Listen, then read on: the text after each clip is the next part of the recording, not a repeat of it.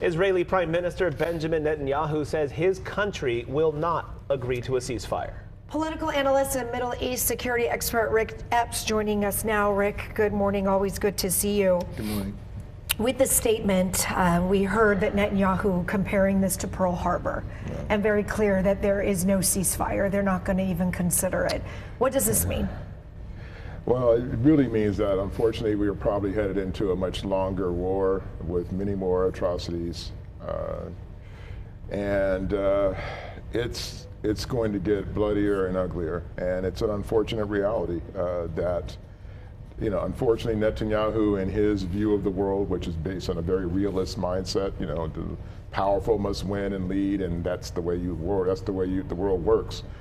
But it's interesting on one hand because while he says this, there is a lot of pushback inside the Israeli government from the opposite side of the far right about the policies he's instituting and continuing to assault in Gaza. Let's talk about the ground incursion that finally happened over the weekend.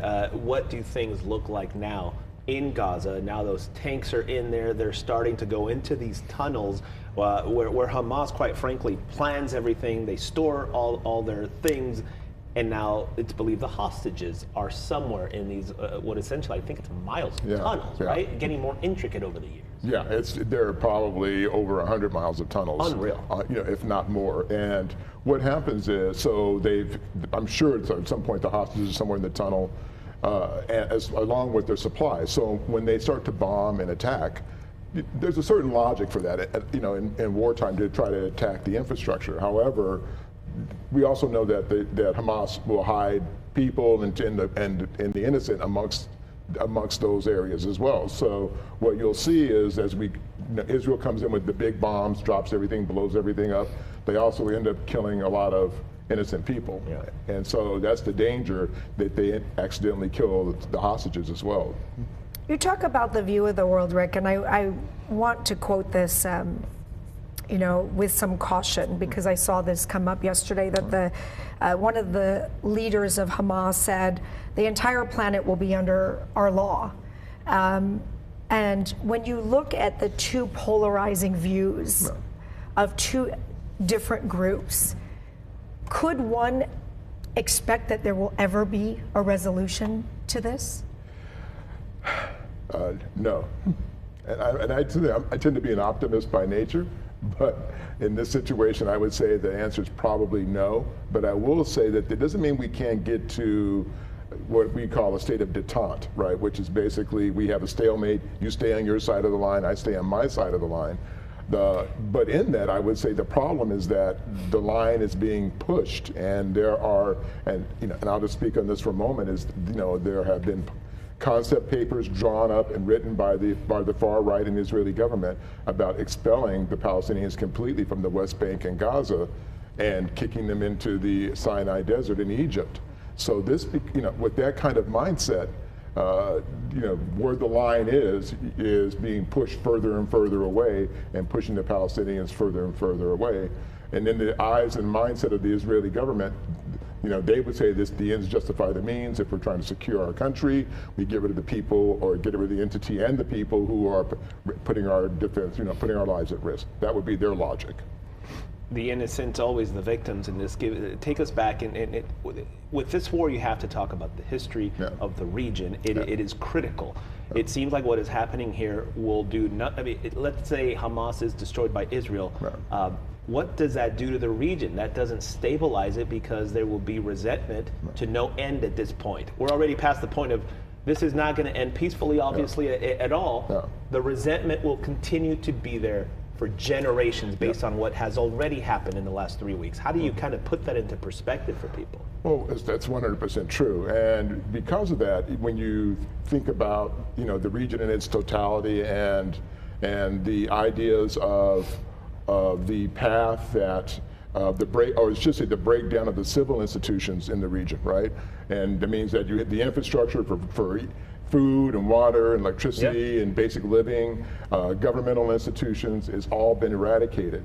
And the danger in this in the long term is just, and I'll cite the example of the war in Iraq, We go in, we take, we win this war instantaneously. We lose a few hundred people, but then we break down the entire infrastructure of the Iraqi system, including the government infrastructure, which leads to, and we unemploy 500,000 military personnel. It leads to this widespread terror attacks against the United States. So my point is that in this situation, when you look at it, the result will be widespread, instability. The people who are starving, have nothing to lose, will then become tomorrow's, insurgents.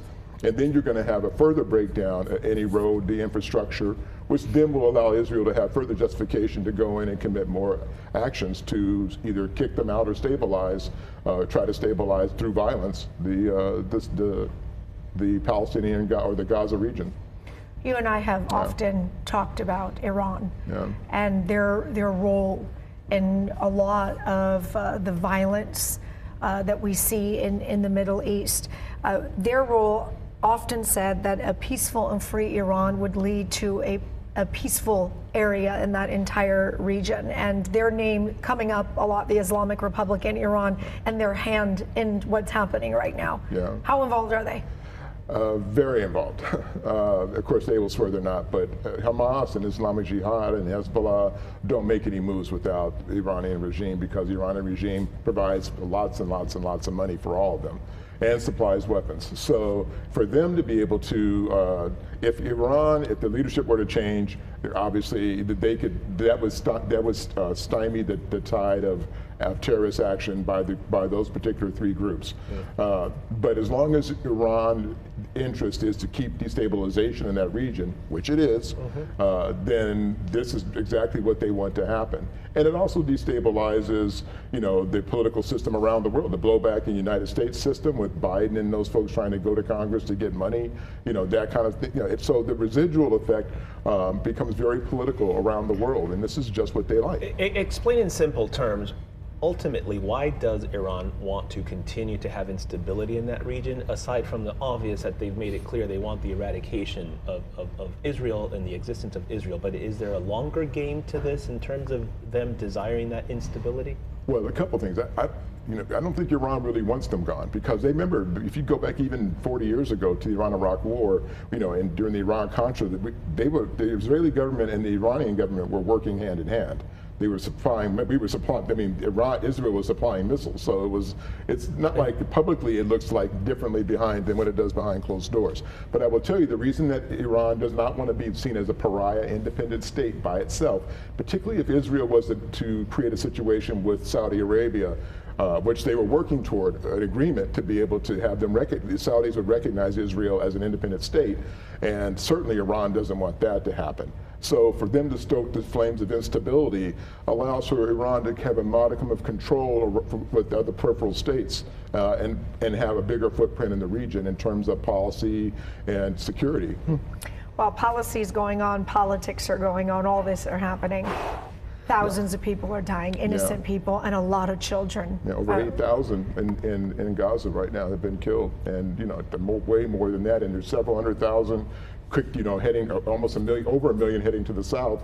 Meanwhile, they're bombing in the south. So there's really nowhere for these people to go, and it is, as the UN Agency for Palestinian Refugees, the UNRWA said, this is, if we don't get a ceasefire in place at some point, this is going to be the numbers will be way more than the UN calling for that, but the U.S. and Israel voting no. So how do you explain that? Because there's a lot of behind the scenes and inner workings that we're not privy to, obviously. So what's going on with that in terms of when do we get to the point where we agree this needs to be a ceasefire? You need to let humanitarian this and that. No. Well, unfortunately, with Netanyahu and in the government and the right-wing government that currently resides, they basically have thumbed their nose at all the international agencies that have reached out to them and said, can we just have a moment to stop and get humanitarian aid, which they have to some degree. They've gotten some humanitarian aid through Rafah, but not nearly enough to accommodate the people who are the refugees that are there.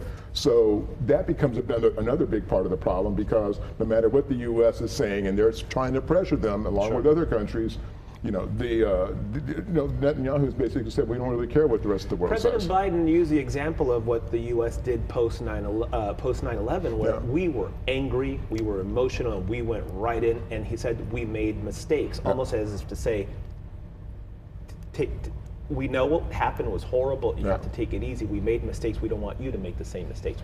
What did Benjamin Netanyahu listen to what the president was trying to say?